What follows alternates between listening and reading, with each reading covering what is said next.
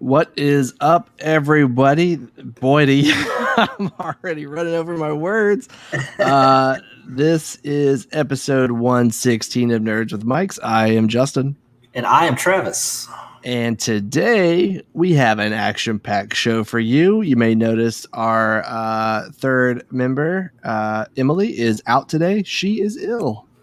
Does not feel well. So fill up her Twitter timeline with best wishes and good vibes. Good vibes. Good vibes for all. Today we're going to be talking about Ted Lasso because we love that show. A possible Saints Row reboot.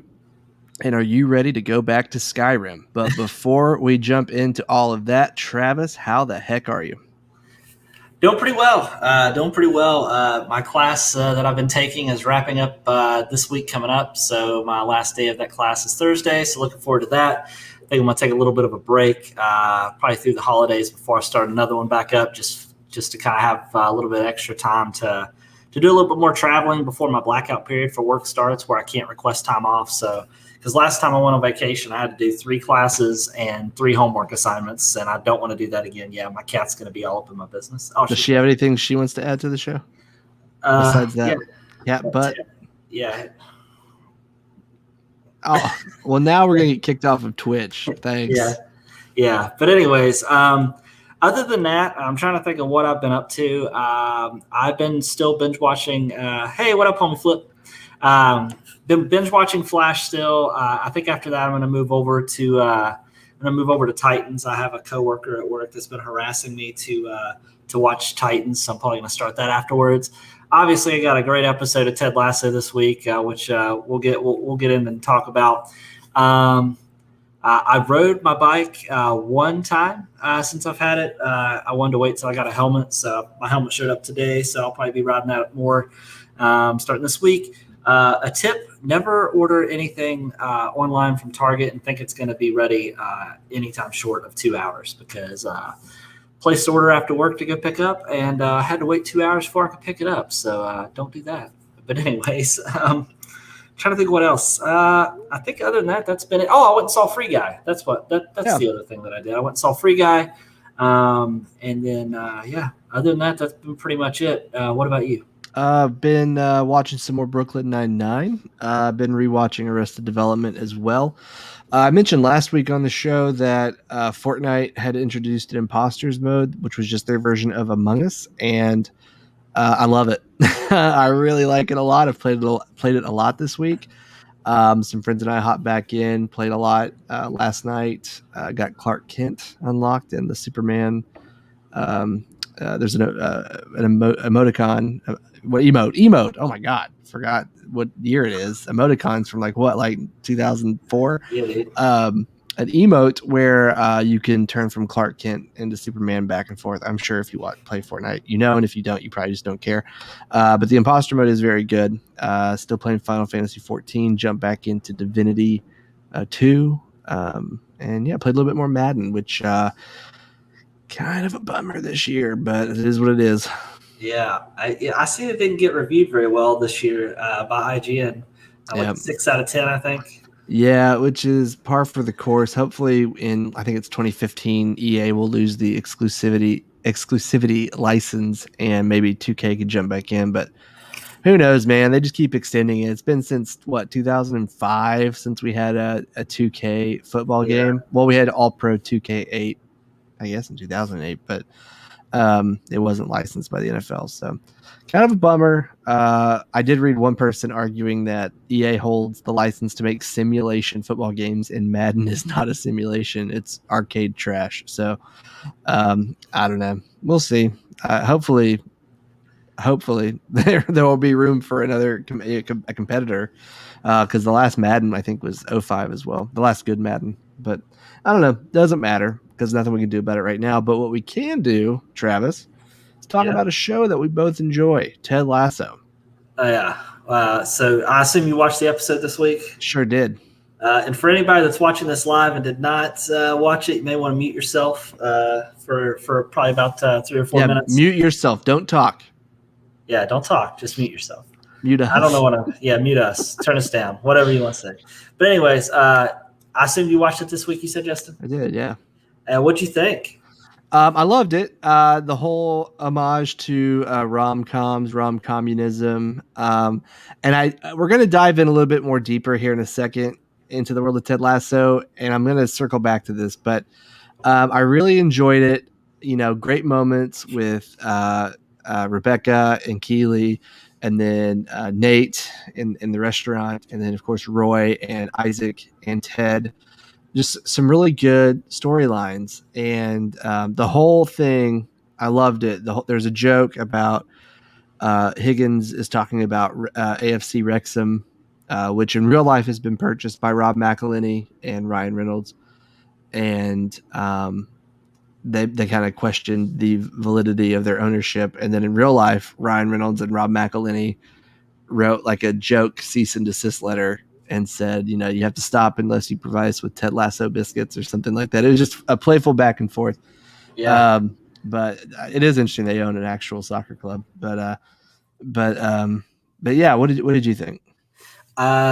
In my opinion, this is just me personally speaking, is probably my favorite episode of the season so far. I feel like I feel that way after each episode. Yeah. I really like the story development of Nate's character and then also Roy's character. I feel like Roy's character has been building pretty much all season, but Nate's character, he finally seems to start like he's coming into his own.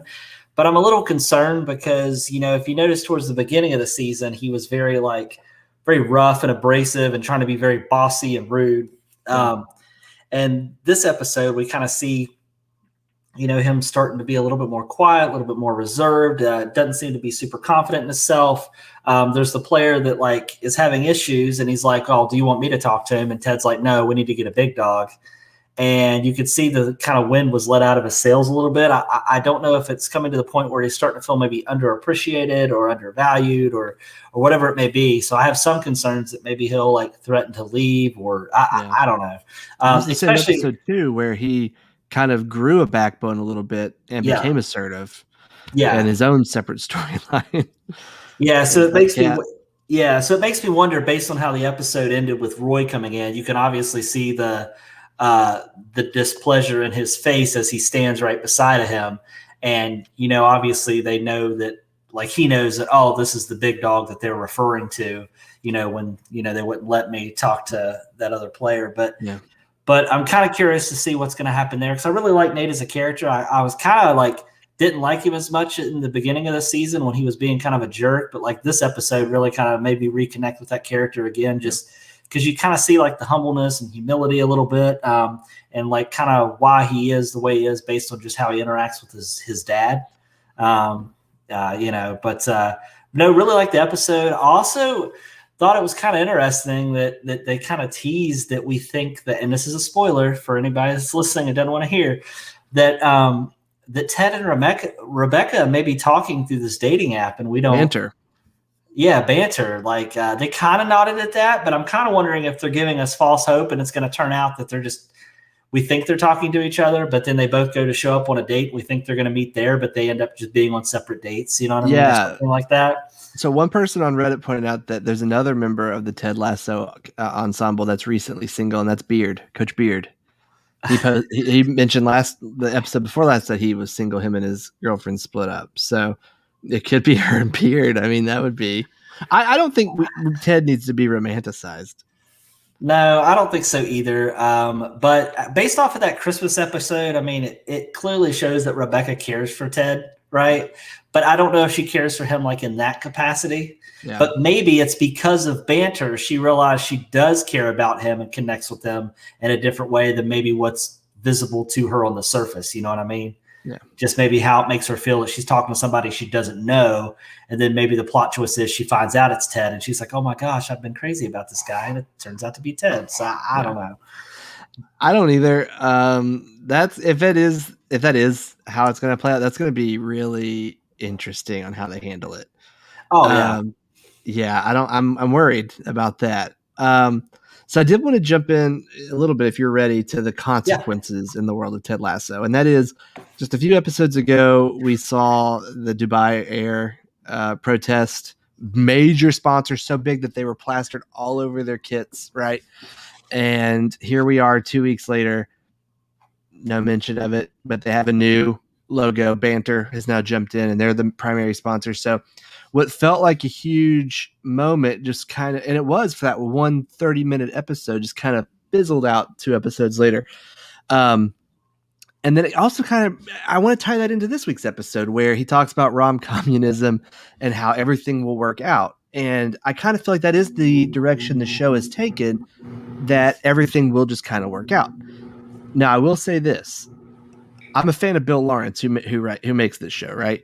And Scrubs, you've never watched Scrubs, right? You haven't watched all of it, right? I've seen a few episodes, but no, I haven't watched enough to really have a conversation about it. Bill Lawrence is a master at luring you into a false sense of security and then pulling the rug out and having you fall flat on your face. Oh, really? I mean, oh yeah. Watch just the 3 Brendan Fraser episodes of Scrubs and then tell me you're not just destroyed. Oh, really? Yes. I mean, the guy is good at what he does. And I'm wondering if he's luring us into like this safety net and like in like a couple weeks, he's like, all right, you ready to get effed up? And he's just going to like break our hearts in some way. I could see it happening. I really could. I think it would be cruel too if he did. And, I was just going to say Cortland's comment there. He says he feels like Nate's storyline is going to have huge consequences. I agree. Yeah. I mean, I think it definitely absolutely could. But I also thought the Dubai Air one would too. And I just feel like it hasn't. Now, they have been planting these little seeds, Nate kind of acting all weird about Roy being back. Higgins mentioning the financial struggles that they're in constantly. Well, not constantly, but a few times. And the fact that they haven't really won many games. So, I mean, they could be heading towards, we're kind of distracted by all these feel-good moments, and then we get to the finale, and just something happens where we're just gutted, Yeah. I can see that happening, too. And another thing you got to keep in mind is this show was created, the first season, prior to the pandemic, but it aired during that first summer of the pandemic, right? Yeah.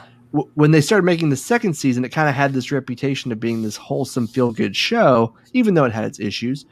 Like their issues, not the show's issues. Like Ted had his panic attacks and, they never really kind of elaborated on that, but he's obviously struggling with divorce and being away from his kid. But when they made this second season, they were making it in the middle of a pandemic while everyone was already just upset and frustrated with how the world was. So like, it does kind of make sense that they could have tinkered it a bit to, I guess, cater to us and how we were feeling at the time.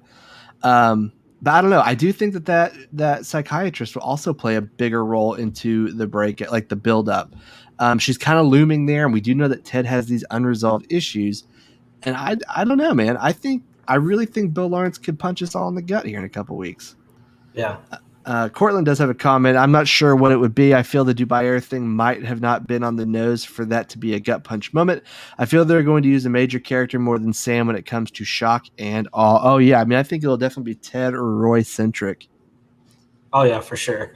No, I agree. I think it seems like a lot of these things that's happened doesn't have huge consequences, but I'm like you. I just have this weird feeling like they're going to leave us on a cliffhanger. They're going to leave us feeling a certain kind of way by the end of this season. Do we think this is the kind of show where like people could possibly die, or do you think they're just going to shy away from that? No, I don't think they'll die, but you are in a field where people get cut or traded away, fired. Yeah. So I mean, there's ways to get people out of the picture somewhat permanently without them dying. I do think it's odd. I've noticed a lot of like marketing materials for Ted Lasso highlight Roy only as well. And I know that Bill Lawrence has been on the record multiple times saying that this is only a 3-season show for Ted. And I wonder if they're building up this world because they have so many good side characters that maybe Roy would step in and continue it somehow after Ted's gone, But who knows? Cortland says the fact that nothing happened with Nate made me a little uneasy. What an end to an episode, though. Also, Roy answering his text in the dark was great. Oh, yes. Yeah. When you just see the light come on and he's just like staring at him. Yeah. No, it's pretty good. I am curious, how many episodes is a season? Because I know that we just did episode 5. Are there 8 episodes? Do you know? Let's see here. Because I know this Friday will be six episode. Oh boy. Okay. I'm trying to find out season 2. Oh my gosh, what is unlike season 1, the second season touts an extra 2 episodes, bringing the count to a grand total of 12. So we're getting 12 episodes. Oh, this season? Yeah. Nice. Oh, so this thing runs all the way to October 8th. Oh, that's exciting. Yeah. Oh, dang. So I actually thought we were near the end. I did think it was going to be 8. And I thought trouble's brewing. Okay, well maybe this gives them a little bit more time to build on some of those things that we thought wasn't going to necessarily pan out. So hopefully, I mean, maybe we'll see some of these consequences start to have things happen later on down in the season. So I guess we'll have to see. Yeah. So do you have anything else to add? It's just a good show. I do feel like there needs to be a bigger impact. I really would have liked to have seen more of a fallout from the Dubai Air thing, but then the show may not be as feel good as it has been. And I guess we're still trying to figure out what direction. Like, I mean, are they going to stick with feel good, or are they going to kind of introduce consequences? Right. I really don't know. We'll just have to watch and find out, I guess. Yeah, that's a good question. So, all right. So I had mentioned that I went to see Free Guy, which I am not going to really talk a ton about it because Justin hasn't seen it. And I know a lot of our listeners and viewers probably haven't seen it, but I will tell you, I was pleasantly surprised. I did like it. The world is very much like a Grand Theft Auto Online situation. Some punk kid nukes you every 3 seconds. Yeah, and there's even places where what score out of 10 for I'd say a solid like 7.5, 8 out of 10. I'd say that's pretty decent for a bad movie. It's not bad, but I think it just does a really good job of like tying in all the things that really happens with like video games nowadays. It kind of felt like a Ready Player One in a sense, a little bit. But, the main premise is obviously, Ryan Reynolds' character is an NPC and he becomes self-aware. And it's just about, how he deals with that. And just there's this underlying story that happens that I wasn't expecting, but it actually panned out to be a really cool story. I also didn't know that, and I can never say his name, but the director that directed Ragnarok, what's his name? Taika Waititi. Yeah, he's like the main villain in the movie, and I didn't know that. But he's really good in it as well. And just overall, it's a good movie. There's a couple cameos that I also wasn't expecting as well. I know Ryan Reynolds came out and said that if it wasn't for all the cameos, that he didn't feel that this movie would be as successful as it was. Let's hear some of them. I'm not gonna spoil it. I'll just Google it. Oh, well, that's fine. There's also some Disney properties that I wasn't expecting to be in the movie as well, and some maybe Marvel and Star Wars properties as well, like just a little bit of everything. And I was surprised to see it, but I guess it's because the company that did it is not necessarily Disney, but it's a company that's owned by Disney. So I guess that's why they were able to do that. But yeah, pretty cool. But yeah, you should definitely check it out. I want to go see. I want to go see it again. I didn't realize that it was. I'm not normally a huge person that watches movies in 3D.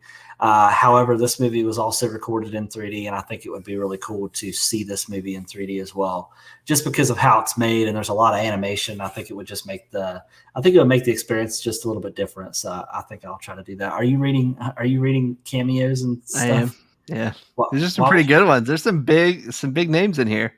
I know, and it wasn't anything that I was expecting, so I was pleasantly surprised. But yeah, you should. That's a big, including one who is beloved by all, and unfortunately no longer with us. Yeah. So, which I was surprised about. I didn't even know that was something that he was doing. So, Cortland wants to know who distributed this movie. Was it Disney? It was like I said, it was a company I think that's owned by Disney, but 20th Century Fox. Is that who it is? Yeah, it's kind of. So they are owned by Disney. Yeah. So I guess and there was definitely very much like scenes that I was like, this is a shot that I would see in Deadpool. It definitely had some vibes in some of the scenes. So if you've been on the fence about watching it, or if you haven't saw it yet, I would definitely recommend checking it out while it's in theaters. Just because of the scope, the scale and the scope of this game, I think seeing it in theaters, or this movie, I think seeing it in theaters is probably one of the better experiences. So definitely check it out. So it's not available for streaming at the moment, right? No, it's theaters only as far as I'm aware. Okay. Did you see the highest paid actor for last year? No. Who is it? Ryan Reynolds?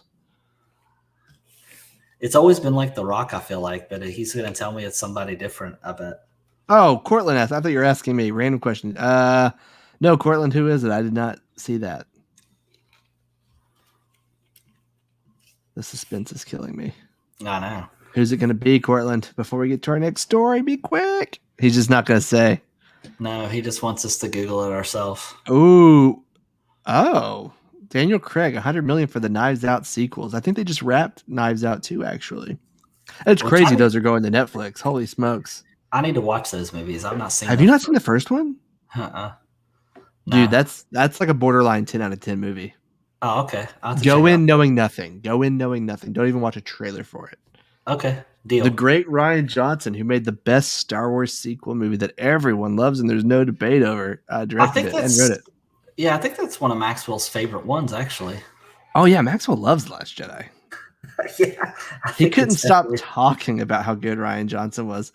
Cortland says it's great. Ryan Johnson needs to stick to those kinds of movies. Ryan Johnson directed the best episode of Breaking Bad. He's a good director. He is. Yeah. What he did to Star Wars, whether you like it or hate it, that's beyond Knives Out and Breaking Bad. He is a good director. Okay. All right. Jeez. Well, so let's get into some game news. So, I know that Halo Infinite is obviously it was supposed to be out already, right? Like last year, it was supposed to be a launch title for the system. Yeah, and a lot of people were very underwhelmed by the trailer and gameplay trailer, and because of that, it was delayed. But now, obviously we have a release date. But they did just announce that Halo Infinite will not have a campaign, co-op, or Forge modes at launch. Just delay it until it's ready. Yeah. However, I guess they're still supposed to have it available before the holidays hits. But yeah, just delay it. Why? Come on, man. I don't know what 343 Industries is doing, but and this is like their huge game for Xbox. The only thing they have to work on. I know. I don't think they make anything else, do they? I don't think so. I'm looking it up. They have one job, and it's to make this game. Yeah. So they said that they had to make a tough call and delay shipping Forge past launch. So yeah, I'm fine with no Forge at launch, but campaign co-op, come on, man. Delay it till it's ready. Yeah, I don't. That's such a weird thing to do. Part of me wonders. This is what I'm wondering is do you think it's easier for them to make this type of call knowing that it's just going to be released? Most customers are going to get this game through Game Pass, so they feel it's going to create less disappointment because they're like, oh, well, I'm getting it for Game Pass anyways, no big deal. Versus I'm going out and spending my $60 and I'm getting a game that's not complete. You know what I mean? That's entirely possible. Yeah, they could just say, well, most of you aren't really paying retail price for it anyway. Just whatever. Yeah, that could be it. Yeah, so I get it. Making a game is probably very, very hard. I could never do it, but just delay it. I mean, yeah, it's not at this point. I don't think it's selling systems. No, especially since they announced that these modes are already going to be available before holidays gets here. Then just wait for holidays to hit and then release it. Yeah. Bundle it with an Xbox or something like that. Make a special console. I don't know. I mean, they're already hard enough to find, so making a special console probably isn't going to do them any good. So, but yeah, I just thought that was interesting. Wanted to share that. But I'm really excited for you to get into this next story because I cannot tell you how many times I have bought this game, and I don't know if you're in the same boat as I am. Oh, every time it's available. I think I may own it on everything it's available for now. I I think I might too. So are you ready on November 11th to venture back into In a world. Skyrim in a world? Yeah, November 11th, Bethesda is re-releasing Skyrim, and no, it's not a joke. They're doing it. The 10th anniversary edition will arrive on November 11th for PlayStation 4, PlayStation 5, Windows PC, Xbox One, and Xbox Series X. I assume the Series S is out of luck. I don't know. The anniversary edition will contain the full game, all enhancements from the special edition, and the Dawnguard, Hearthfire, and Dragonborn expansions. The game comes with a free next-gen console upgrade, over 500 Creation Club elements like quests, dungeons, bosses, and weapons, and now fishing, which is great, according to Polygon. Let's see here. I don't know if you already own the special edition, if it will transfer to this one, or if you have to buy it. Like, that seems kind of goofy. Yeah. Let me see here if I can But it's find 10 out. years of updates, bro. And it's 2 years. The anniversary edition or the special edition came out like 2 years ago, didn't it? Yeah. But they touted it as 10 years of updates from like when it was released. The special edition will receive a free upgrade on PS5 and Xbox Series X.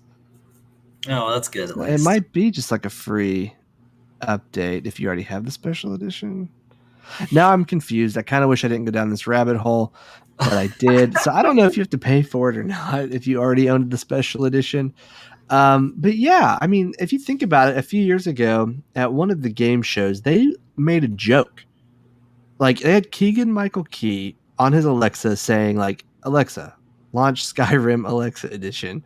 And, like, he was playing Skyrim on Alexa, and it was a joke. But then they actually released it, like, ha, ha, ha, we're releasing this because we did it for that bit, but really, we're releasing this. Yeah. And then, like, I mean, it's on everything. I'm surprised it's not on iPad yet. Yeah. Like, natively. I'm sure somebody has. Right. I know they came out with that Blades game, but it's, yeah. Honestly, I feel like this could run no problem on an M1 iPad Pro. Yeah, I think so too. I mean, iPad Pro can run Divinity too, but I would think it wouldn't have a problem.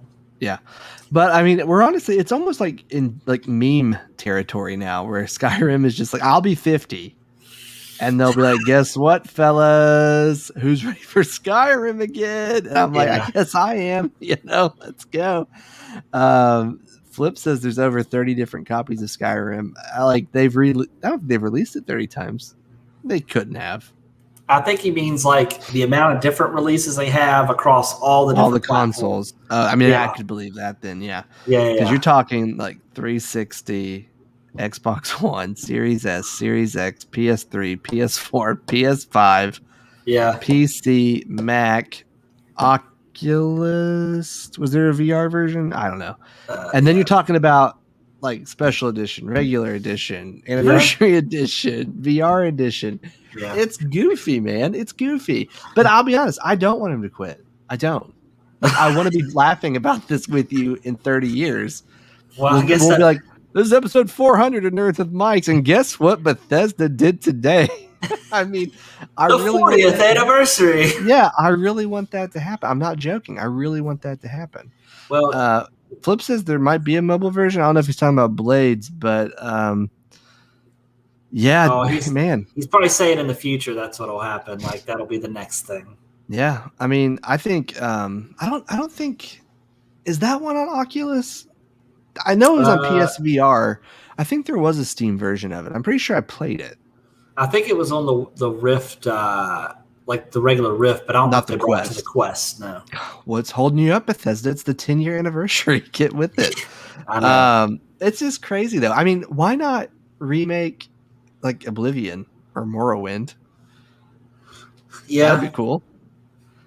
Games that haven't aged as gracefully. Why not release a version that has all three of those and you can travel to any one of them, but it's one game? That'd be pretty sweet. Wouldn't really make sense from a story standpoint, but it'd be pretty sweet. That'd be pretty crazy, though. It would be. What I was going to say is, like, I was thinking about, like, Grand Theft Auto and stuff like that, because I know last week we talked about, they're remaking the original trilogy for, GTA 3, Vice City, and San Andreas, and, like, those games have been done a fair amount, but, like, those games are also, I believe, much older than Skyrim. And I'm pretty sure they have 20. less. Yeah, they have less re-releases than the Skyrim, which is 10-year-old game. They've never had like a true like re-release. They've had ports, yeah, but not like a true like, hey, we're doing this with enhancements or whatever. This will be the first one. But dang, man, Bethesda just knows how to do it. I am kind of curious, though. I will say this, though. Where they may get me is they may release like gameplay trailer of what it looks like on PS5 and adaptive triggers with your shield and stuff. I'd be like, I'm in. Oh my gosh, adaptive I'm in too, man. I'm in. And your bow too, dude. Like, imagine pulling your bow back. Feel that tension, yeah. Yep, I'm in. It's all right. I've already bought it. I've already bought it. What's the release date again? November 11th, 2021. Okay, so that's something for us to pick up after we finish Ted Lasso. That's right. So this next story that you're about to talk about, I'm actually really, really excited about. This is, I really hope it's true. Yeah. So we all know that the the not so serious fun version of Grand Theft Auto has always been the Saint Row games. They've always been kind of like, I almost feel like they're just like a spoof of Grand Theft Auto or something, kind of take it to the whole next level. Yeah. But supposedly they are releasing a new title in the Saints Row franchise, not a re-release, not a remaster, nothing like that. And supposedly we're going to hear about it next week. They talk about it might actually be a possible full-on reboot of the entire franchise. So not a continuation of the story or anything like that, but an actual reboot. Which I kind of hope more so that it's a reboot, especially because like their storyline has been going on for so long that if you're new to the franchise and you just pick up like the latest in the title, you're going to be like, what's going on? Like, what are they talking about? Like, yeah. So I think now that we have the next gen consoles, I think now is the time. If you're going to give it a full on reboot, I think now is the time to do it. Especially because everybody is like on this train of like, give me that GTA 6, right? Like, and I think they could really capitalize if they actually manage to make it to market before. I mean, obviously we know that GTA 6 is still going to kill it when it's released, regardless. They could release these two games on the same date. And it's not going to matter to Rockstar. You know what I mean? But but I am excited.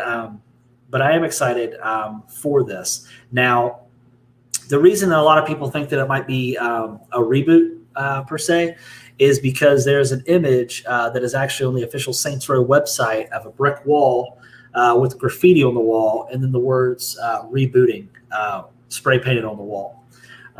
So, a lot of people are anticipating that that's really what they're kind of teasing. But supposedly we are going to get some information next week. So keep your eyes and your ears peeled. I know that the main, I think the last game release, the main release was all the way back in 2013 with Saints Row 4. Yeah, and they re-released that game a bunch of times. Yeah. And I actually bought the latest re-release of that game. They released it on the Switch, and I was like, oh, cool, like a portable GTA game basically on the Switch. So I actually picked it up on the Switch. Nice. That's a game I am excited about, especially if it's more grounded like the first two. The first one, if you remember, was like a pretty just standard GTA clone. Wasn't crazy, wasn't outlandish. You were just in a gang, a lot of turf wars. The second one got a little goofier, but was still pretty grounded in reality. And then the third and fourth one, you're like the president, you're a superhero, you're doing all this. It's just absolutely there's like demons and aliens and demons and there's an expansion where you go to hell. Like you go to hell and fight like demons and stuff. Like it's called Gat out of Hell. Yeah, Johnny Gat. Yeah, Johnny is played by Jin from Lost. Yeah. And they even take his likeness too. A little bit, yeah. But yeah, it was that's a good series. They've always kind of marketed themselves as like being the opposite of GTA, like you had mentioned. But I do hope whenever they reboot it, I hope it's not like, okay, who's ready to go into space and start a gang? I'd really like for it to be a little more grounded, kind of like the first two were, especially the multiplayer modes. There were some competitive multiplayer modes. I think it was in the second game. They were just so good. Oh my gosh. The pimp one where you have like the pimp hand.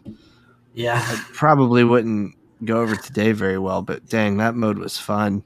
Yeah. It was like one team versus like one super powered pimp.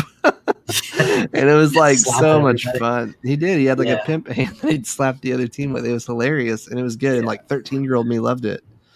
I Homie, think I would Homie still Flip like it as says, a, huh? yeah, Homie Flip says he's happy about this. He's happy about, I don't Yeah, know if he's happy about pimp slapping people or about a possible reboot for this game. both.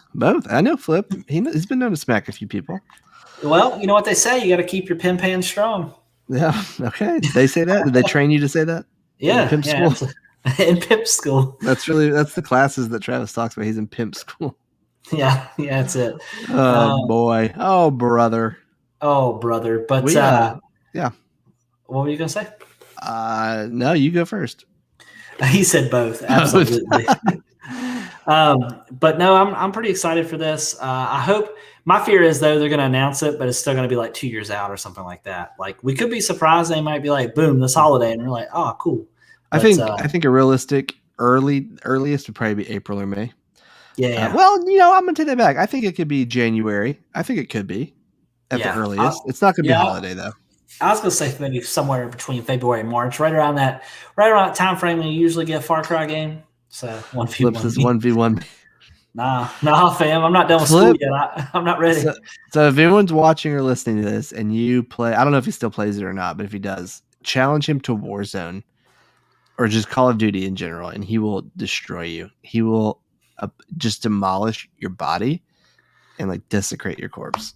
I mean, it's gonna be awful. So don't. Yeah, he'll kill you. He's good. Okay, fair enough. We played Warzone with him a bunch, and he would like, oh my god, man. I mean, 18, 20 kills was like a regular match for him in Warzone. It's just crazy. Well, yeah. But in Siege, he sucks. He might be the worst Siege player I've ever played with. Well, I'm just kidding. I'm just joking. He's really good at all of them. When are we gonna get any Siege? Never. The alien space virus one, whatever it is, comes out soon. I don't really have any interest in it. I'll probably just stick with the original Siege. I think it's zombies, but yeah. Yeah, it's something. I honestly give just 0 F's about it. I don't care about it at all. Yeah. No interest. You know what time it is? We're flying through this episode, but it's time. It's time for the pick of the week. Oh. No, I'm not gonna. You thought I was gonna say. I did. You took the deep. Yeah. I'm just trying to fake you out, bro. I was trying to pull that rug out from under you. You did, just like Bill Lawrence is going to do in 6 more episodes. Travis. Yes. What is your pick of the week? Well, I have to give a shout out to Emily. It's not my pick of the week, but the pick of the week that she mentioned I think she mentioned it last week, was the Opera gaming browser for the computer. Since she told me about it, I've been using it basically every day. I put it on my Mac, I put it on my PC, and I was surprised to find out they actually have this web browser available for iPad. So I also put it on my iPad, and it's basically the same thing that you get on the desktop version, which is really cool. So want to give a shout out to her, saying thanks for the recommendation on that. But my pick of the week, this week is I wasn't ready. It's actually Free Guy. That's what my pick of the week is, which is hard to say because nobody else here has said it or seen it. But I think because I was really surprised how well I liked it. The story was really good. Just the animation, the special effects, just the soundtrack was actually really good as well. But just overall, everything about the movie, I really, really enjoyed it. Definitely recommend checking it out. But that is my pick of the week. Basically because I was really surprised that I liked it as much as I did. Good. So yeah, I'll have to check it out. Yeah, is it family friendly? Can I take my 7-year-old to see it?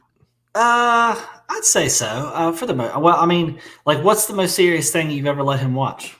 Barney. Oh, that's a lie. Just kidding. No. He's watched Lord of the Rings. Oh yeah, you're fine. He's watched Star Wars. I don't think there's a lot. I don't even think there's a lot of language in it. Now that I'm sitting here thinking about it. I'll have to check out a parent guide. Yeah, we have a rule with him when we let him watch new things. We're like, if you hear a word you don't know, don't say it. The last thing I need is for him to run around saying the F word, which we don't watch anything with the F word in front of him, but you know what I mean. Yeah. My pick of the week is, I didn't mention this at the beginning of the show, but it's something that I've been playing a little bit. Ghost of Tsushima, the director's cut came out this week. It includes the new expansion pack and a PS5 upgrade. And I'm not recommending that necessarily, although I'm sure I should recommend that. But I'm just recommending that game in general. Ghost of Tsushima is borderline a masterpiece. I forgot how good that game is after being away from it for almost a year. And it's beautiful. The gameplay's solid. Just everything, like the visuals, the audio. It's just a top-notch game, and it's just super awesome. And the director's cut, if you don't own it, get the director's cut. I would definitely recommend that. If you already own it, I definitely recommend revisiting it, especially since they've added the free co-op or the free online mode. And then they've added a few other features here and there. But that would be my pick of the week, as I'm falling in love with that game all over again. Nice. Very nice. Very nice. Very nice. That's all I have, Travis. Do you have anything you want to add? Nope. Short and sweet. Short and sweet. Time to eat. So this was episode 116. Please like, subscribe, share, follow, retweet, hashtag, do all those things. Leave us a review on Apple Podcasts. Share us with your friends. Listen to us multiple times if you wish. Join our live shows Sundays at 8:30. Typically, that's when they are. Sometimes we need to move them. Sorry, we're not perfect. And we should be back next Sunday with the three of us, right? Yes, sir. That's the plan. Travis, sing them out. Do, do, do, do, do, do, do, do, do.